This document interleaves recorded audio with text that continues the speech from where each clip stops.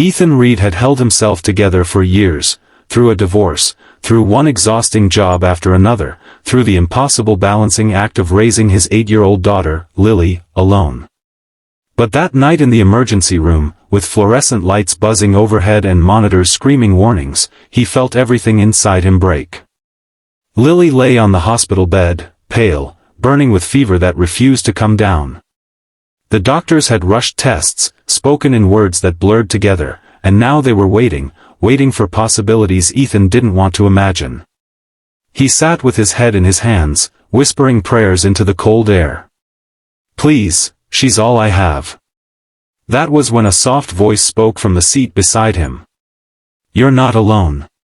Even when it feels like it." Ethan looked up, startled.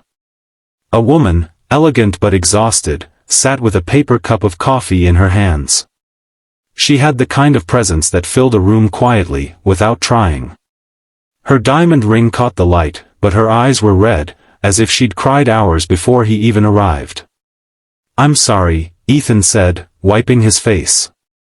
"I didn't see you come in." "That's because you're carrying the weight of the world on your shoulders," she replied gently. "I've seen that look before."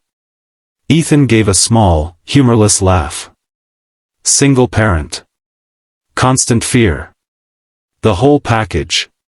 She smiled sadly. "Widow. Only child. Different story. Same fear." For a moment, neither spoke, two strangers bound by the same ache. A twist in the waiting room. Minutes stretched into hours. Nurses rushed. Sirens wailed. Ethan's heartbeat thudded against the walls. Finally, a doctor stepped out with charts in hand, his expression unreadable. "Mr. Reed, your daughter's condition is more serious than we expected. We need advanced treatment, a transfer, specialists." The doctor hesitated, lowering his voice. "It's going to be expensive. Insurance may not cover everything." The world went silent. Expensive. Specialists. Not covered. Ethan felt the floor tilt beneath him. He had savings, but not enough. Not nearly enough. He turned away, gripping the waiting room chair so tightly his knuckles whitened.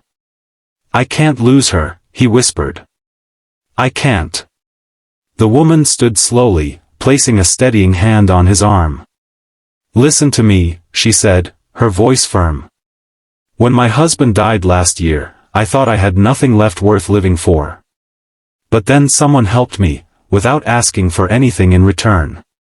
They told me to pass the kindness forward when the time came." She took a step back, meeting his eyes with a quiet resolve. "And tonight, that time has come.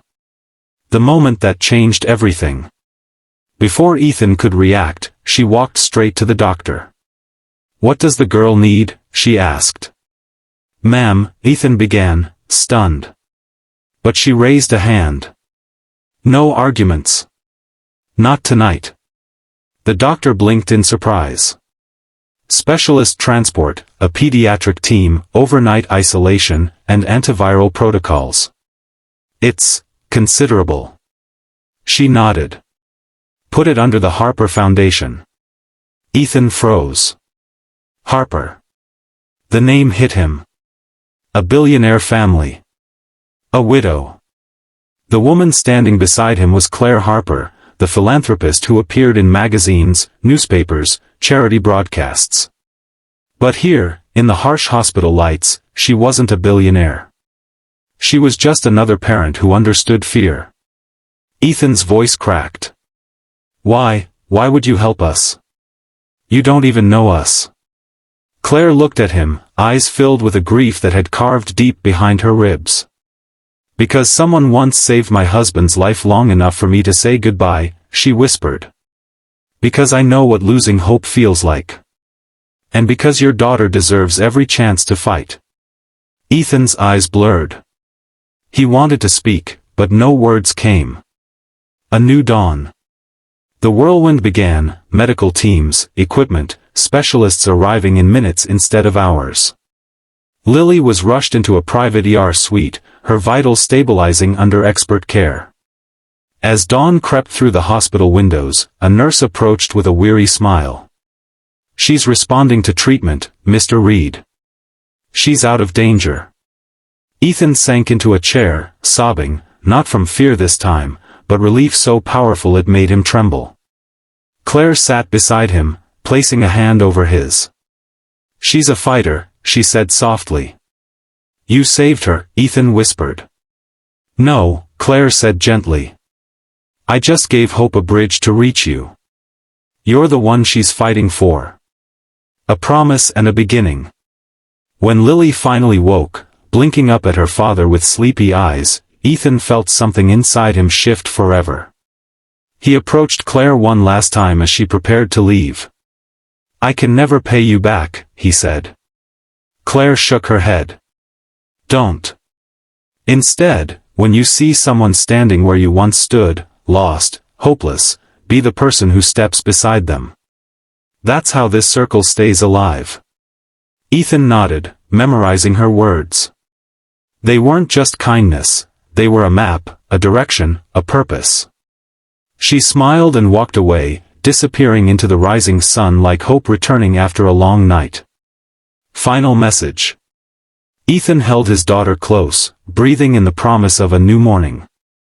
He had arrived at the ER hopeless. He walked out with his daughter safe. And a reminder he would carry for the rest of his life. Even in the darkest moments, one act of kindness can turn someone's world toward the light.